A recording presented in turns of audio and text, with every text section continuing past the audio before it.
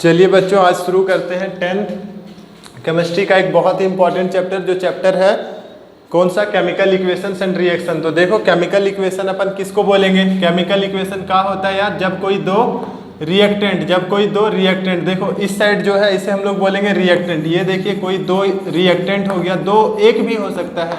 तो रिएक्टेंट से जब कोई नया प्रोडक्ट बन जाए, कोई दो एलिमेंट, कोई दो कंपाउंड इन्वॉल्व हो, वो कुछ नया बना दे, कोई दो एलिमेंट या कोई दो कंपाउंड इन्वॉल्व हो और वो कुछ नया बना दे, तो जो नया बनेगा उसको हम लोग बोलेंगे क्या? प्रोडक्ट, है ना।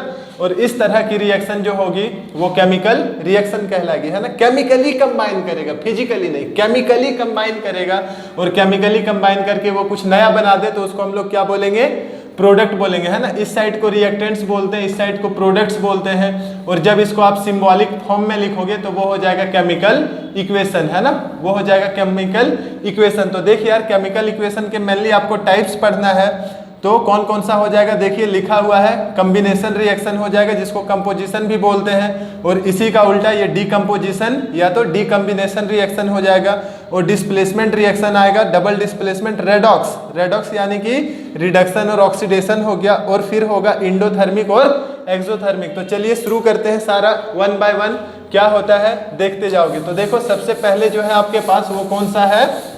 कॉम्बिनेशन रिएक्शन, है ना। तो कॉम्बिनेशन रिएक्शन पे आते हैं हम लोग, और कॉम्बिनेशन रिएक्शन को स्टार्ट करते हैं। तो देख यार, कॉम्बिनेशन, है ना, कॉम्बिनेशन रिएक्शन आप ध्यान से देखोगे कि क्या होता है कॉम्बिनेशन रिएक्शन। देखो, बड़ा ही इंटरेस्टिंग है।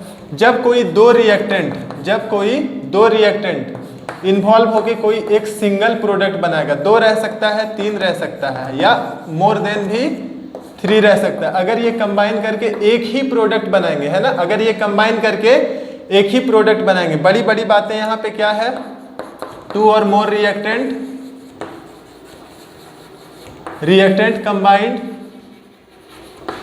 combines to form a single product।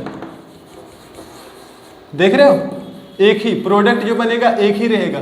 अब देखिए, ये तो हम लोग रट लेते हैं कि 2 या 2 से अधिक रिएक्टेंट कंबाइन करेगा और सिंगल प्रोडक्ट बनाएगा, लेकिन एग्जाम्पल जब देने की बारी आती है तो अच्छा जी, तो देखो कैसे हम लोग एग्जाम्पल इसका याद रखेंगे। देखिए यार, सेकेंड चैप्टर में तुमने पढ़ा होगा कि मेटल जब ऑक्सीजन से रिएक्ट कराता है, मेटल जब ऑक्सीजन से रिएक्ट करता है तो मेटलिक ऑक्साइड बनता है। याद करो, ये सारा कैसा रिएक्शन है? देखो, सारा कॉम्बिनेशन है। अब कोई भी तू मेटल उठा ले, जैसे Na हो गया और ऑक्सीजन O2 हो गया, यहाँ से क्या बन जाएगा? Na2O। ये कंपाउंड तो लिखना जानते हो ना, सोडियम का वैलेंसी 1 और ऑक्सीजन का वैलेंसी 2, इसका ये ले गया और इसका ये ले गया, ठीक है, तो Na2O।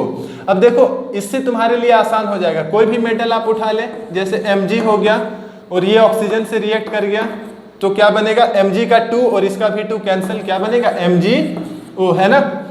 देखो बेटा, अब क्या है, तुम्हें इसका फॉर्म लिखना पड़ेगा। फॉर्म पता है ना कौन कौन सा फॉर्म में है? तो देखो, मेटल कौन सा फॉर्म में रहता है? सॉलिड फॉर्म में। फॉर्म समझते हो ना यार, कौन कौन से फॉर्म में होगा? सॉलिड होगा, या तो लिक्विड होगा, या तो फिर गैसियस फॉर्म में रहेगा, या एक एक्वस फॉर्म में रहता है। एक्वस जब पानी में मिलाया हुआ रहेगा। तो मेटल है, सोडियम सॉलिड फॉर्म में होता है। ऑक्सीजन कौन से फॉर्म में रहेगा बेटा? गैसियस फॉर्म में। और मेटलिक ऑक्साइड जो है ये सॉलिड फॉर्म में ही होते हैं जनरली। मेटलिक ऑक्साइड जो है वो सॉलिड फॉर्म।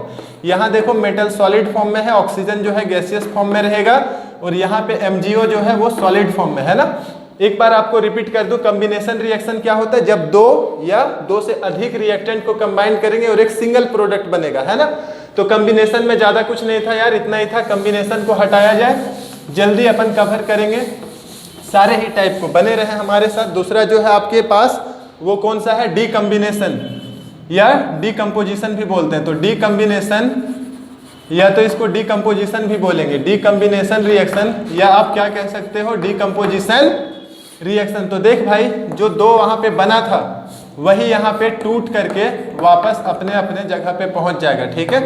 जो 2 या 3 जो भी मिलाए थे वो टूट के अगर अपने अपने इलाका में वापस पहुंच गया, तो इसको हम लोग क्या बोलेंगे? डीकॉम्बिनेशन या डीकम्पोजिशन। तो देखिए क्या होता है, व्हेन अ सिंगल रिएक्टेंट, इस साइड को रिएक्टेंट बोलेंगे, इधर को product. When a single reactant dissociate into dissociate into two और मोर प्रोडक्ट, टू और मोर प्रोडक्ट। जब एक सिंगल रिएक्टेंट जो है डिसोसिएट होगा टू या मोर प्रोडक्ट, अब बता क्या ऐसे ही डिसोसिएट हो जाएगा? इसको रख दोगे ऐसे डिसोसिएट हो जाएगा? नहीं जी, ये जो है वो किसके किसके प्रेजेंस में होगा? देखो ये जो है तीन तरीके से डिसोसिएट हो सकता है। एक हो सकता है थर्मल, थर्मल यानी कि क्या होगा बेटा? हीट जहां पे दोगे, थर्मल मतलब हीट। और देख दूसरा क्या हो सकता है? दूसरा हो सकता है फोटो। अब बताइए फोटो कहाँ पे क्लिक होएगा? फोटो तुम कहाँ खींचोगे? अच्छा ये समझ रहे हो ना, thermal decomposition reaction. Decomposition reaction के ये टाइप है, तीन टाइप का होता है, thermal decomposition reaction, photo decomposition reaction और एक इलेक्ट्रोलाइसिस है ना, इलेक्ट्रोलाइसिस। तो देखो क्या होगा कि थर्मल डिकम्पोजिशन रिएक्शन जब हम लोग हीट देंगे और ये प्रोडक्ट में टूटेगा, जब हम लोग हीट देंगे और ये प्रोडक्ट में टूटेगा, नॉर्मली नहीं टूटता हीट देने से। देखो बेटा इसका एग्जांपल लिखता हूं, जैसे मान ले कि एग्जांपल उठा CaCO3 calcium carbonate solid form में रहेगा, इसे तुम हीट दोगे और हीट दोगे तो ये CaO कैल्शियम ऑक्साइड बन गया, ये रहेगा सॉलिड फॉर्म में और इसके साथ CO2 गैसियस फॉर्म में आके बाहर है जी। CaCO3 सॉलिड फॉर्म में है, यहाँ पे अगर आप इसको हीट दोगे तो CaO बनेगा और गैसियस फॉर्म में आके वो बाहर चला जाएगा और CO2 जो है फिर CaO जो है सॉलिड फॉर्म में और CO2। नेक्स्ट हमारे पास कौन सा है बच्चों? फोटो डिकम्पोजिशन है ना। तो देखिए फोटो डिकम्पोजिशन अगर आप देखते हो तो फोटो डिकम्पोजिशन, हेलो हाँ फोटो डिकम्पोजिशन, ठीक है। तो देखो फोटो डिकम्पोजिशन क्या होगा? फोटो कहाँ क्लिक करोगे? कहाँ क्लिक होगा फोटो? जब लाइट होगा। कौन सा लाइट? सनलाइट। तो देखिए AgCl है ना, AgCl जो कि सॉलिड फॉर्म में रहेगा, ये जब सनलाइट अल्ट्रावायलेट रे या सनलाइट के प्रेजेंस में आएगा तो क्या बन जाता है? Ag और Cl2, AgCl2 होगा ना, AgCl2। ये जो है जब सॉलिड फॉर्म में रहता है, सनलाइट के प्रेजेंस में आएगा तो Ag बन जाएगा और Cl2, 2 लगा दीजिए, बैलेंस हो जाएगा। ये क्या होगा ना, कलर चेंज करता है। यहाँ देखो ये व्हाइट कलर का है, यहाँ देखो ये व्हाइट कलर का है और व्हाइट कलर से ये जो है सिल्वर कलर का बन जाएगा, व्हाइट कलर से सिल्वर कलर का बन जाएगा। तो इससे हमें पता चल जाएगा कि हाँ रिएक्शन हुआ है, देखो फोटो के प्रेजेंस में। और इलेक्ट्रोलाइसिस हम लोग पढ़ेंगे। इलेक्ट्रोलाइसिस में जनरली क्या होगा, आयंस जो है वो एक दूसरे को ट्रांसफर करते हैं। तो देखो इलेक्ट्रोलाइसिस जो है ये लेंदी है, इसे रहने देता हूं। तो देखो यहाँ पे क्या हो गया, थर्मल, और ये हो गया फोटो। फोटो वाले में क्या है, देखिए AgCl2 है जो व्हाइट कलर का रहता है और ये जैसे ही यूवी के प्रेजेंस में आएगा तो 2Ag और Cl2 ये सिल्वर कलर का हो जाएगा, है ना। तो अब देखो डिकम्बिनेशन रिएक्शन हो गया। नेक्स्ट आपके पास आएगा डिस्प्लेसमेंट रिएक्शन। तो देखिएगा डिस्प्लेसमेंट रिएक्शन क्या हो जाता है, देखना। देखो बच्चों डिस्प्लेसमेंट है ना, डिस्प्लेसमेंट रिएक्शन नाम से ही पता चल रहा है ना, डिस्प्लेसमेंट रिएक्शन डिस्प्लेसमेंट रिएक्शन देखो क्या होगा। डिस्प्लेसमेंट रिएक्शन में क्या होगा कि कोई एक हाईली रिएक्टिव एलिमेंट, कोई एक highly reactive element less reactive element को उसके सॉल्यूशन से, एक्वस सॉल्यूशन से, लेस रिएक्टिव एलिमेंट को उसका एक्वस सॉल्यूशन से डिस्प्लेस करेगा। और देखो जहाँ पे HR था ना, इसे अलग कलर से चमका दूं क्या, ये देखो HR था, यहाँ पे HR आ जाएगा सॉल्यूशन में और बाहर का रास्ता दिखा देगा किसे, LS को। देखिए क्या होगा, high reactive element displaces, high reactive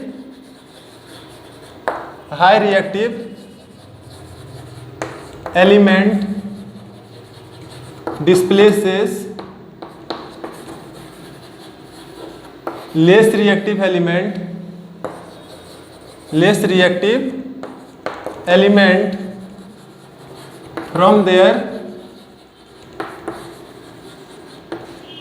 solution, aqueous solution कह सकते हो, aqueous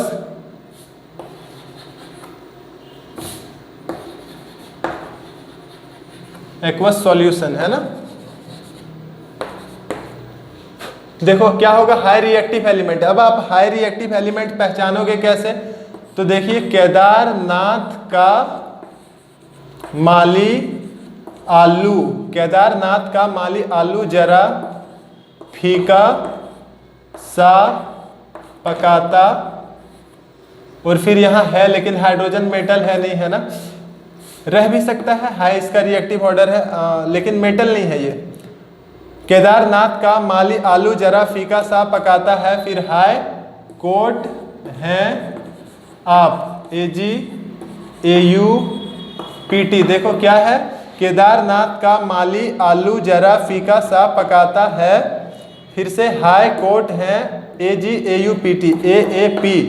potassium, sodium, calcium, magnesium, पहचानते हो ना सारा ही एलिमेंट को। अब देखो कोई भी, जैसे मान लीजिए कोई हाई रिएक्टिव एलिमेंट है, पोटेशियम सॉलिड फॉर्म में रहेगा और ये NaCl जो कि एक्वस फॉर्म में रहेगा। अब देखो पोटेशियम सोडियम से हाई रिएक्टिव है तो ये इसको डिस्प्लेस कर देगा और डिस्प्लेस करेगा और KCl बना जाएगा ये एक्वस फॉर्म में, और सोडियम बाहर हो जाएगा सॉलिड फॉर्म में आके, ठीक है ना। तो देखो हाई रिएक्टिव एलिमेंट, अगर ऐसा होता बच्चों, अगर आपके पास ये रहेगा Na और प्लस KCl तो ये रिएक्शन नहीं हो पाएगा, क्योंकि ये लेस रिएक्टिव है। देखिए लेस रिएक्टिव है तो हाई रिएक्टिव वाले को डिस्प्लेस नहीं कर पाएगा, ना ये डिस्प्लेस नहीं कर पाएगा, लेकिन ये रिएक्शन जो है वो पॉसिबल होगा। कोई भी high reactive element less reactive element को डिस्प्लेस कर सकता है। जैसे देखो Zn प्लस ये सॉलिड फॉर्म में है प्लस CuSO4 कौन से फॉर्म में रहेगा, एक्वस फॉर्म में। अब ये रिएक्शन करवाइएगा, क्या हो जाएगा, ZnSO4 ये एक्वस फॉर्म में आएगा और प्लस Cu जो है सॉलिड फॉर्म में आ जाएगा, ठीक है। Zn ये सॉलिड फॉर्म में था। देखो जिंक कहाँ पे है, यहाँ पे, और कॉपर किधर है, यहाँ पे है ना। तो रिएक्शन होगा, वो नीचे है ना, ये ऑर्डर इसी तरह का, यहाँ से नीचे गए हो और फिर यहाँ से इसे सीधा है, ठीक है। तो देखो ये जो था सॉलिड फॉर्म में था, ये एक्वस फॉर्म में, high reactive element less reactive element को डिस्प्लेस कर देगा। लेकिन अगर उल्टा होता, जैसे आपको बोला जाएगा कि Cu प्लस ZnSO4, तो फ्लो में आके अपन ऐसे रिएक्शन नहीं करवा देंगे, ना गलत हो जाएगा, ठीक है। लेस रिएक्टिव है ना कॉपर, रिएक्शन नहीं कर पाएगा। तो डिस्प्लेसमेंट रिएक्शन क्या था, high reactive element less reactive element को उसका एक्वस सॉल्यूशन से। ऐसा होता है ना, तुम्हें तुम्हारा घर में घुस के पीटूंगा, ऐसा, इसको इसी के एक्वस सॉल्यूशन से डिस्प्लेस कर दिया है ना। बंदे की ताकत देख रहे हो, इसीलिए तो हाई रिएक्टिव बोला गया है। चल यार, डिस्प्लेसमेंट तो हो गया, अब क्या होगा, डबल डिस्प्लेसमेंट। डबल डिस्प्लेसमेंट है ना, देखिए डबल डिस्प्लेसमेंट। देखो बच्चों नेक्स्ट हमारे पास कौन सा रिएक्शन है, डबल डिस्प्लेसमेंट है ना। तो डबल डिस्प्लेसमेंट में आप जरा ध्यान देना, पता चलेगा। एक मिनट वायर ठीक कर लो।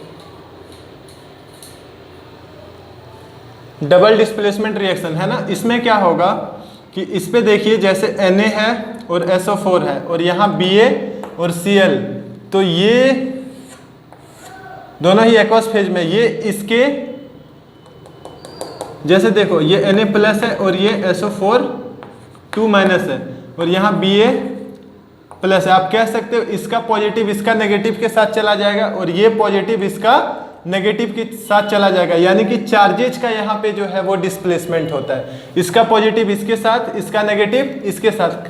पर चलो आप पॉजिटिव नेगेटिव पहचानोगे कैसे? पॉजिटिव नेगेटिव पहचानने में, अगर वैसे तो जो मेटल है वो पॉजिटिव होता है, लेकिन अगर आपको उस पर भी दिक्कत है तो देखिए जैसे यहाँ पे जो है वो इसके पीछे वाला के साथ कंबाइन कर जाएगा, यहाँ पे जो है वो इसके पीछे वाले का साथ कंबाइन कर जाएगा और ये जो है ये इससे कंबाइन कर जाएगा, है ना। उसी तरह इसमें भी दोनों ही हीट एग्जाम्पल है, आप दोनों ही रट लो 10th बोर्ड के लिए, मैं तो कहता हूँ, ठीक है। रिएक्शन आपको याद ही करना पड़ेगा, इस पर कोई संदेह नहीं है। तो देखिए क्या होता है डबल डिस्प्लेसमेंट रिएक्शन, यहाँ दोनों ही आयंस, इसके आयंस इसके साथ, इसके आयंस इसके साथ डिस्प्लेस कर जाएंगे और डिस्प्लेस करने के बाद जो है यहाँ पे दो प्रोडक्ट बनाएगा। देख यार इसमें बहुत मजेदार सा बात है कि एक्वस एक्वस था, ये तो एक्वस है लेकिन ये सॉलिड बन गया, देख रहे हो, ये एक्वस एक्वस था और ये तो एक्वस है लेकिन ये सॉलिड बन गया, है ना। और ये जो सॉलिड बना है इसी को बोलते हैं प्रेसिपिटेट, है ना। और इस तरह के जो रिएक्शन है इसको डबल डिस्प्लेसमेंट तो बोलते ही हैं, लेकिन प्रेसिपिटेशन रिएक्शन भी बोलते हैं। आपसे क्वेश्चन पूछ लेगा कि what is precipitation reaction, what is precipitation reaction, तो आप क्या बोलोगे? Those chemical reaction, those chemical reaction, those chemical reaction in which those chemical reaction in which two aqueous salts combined to give a solid product.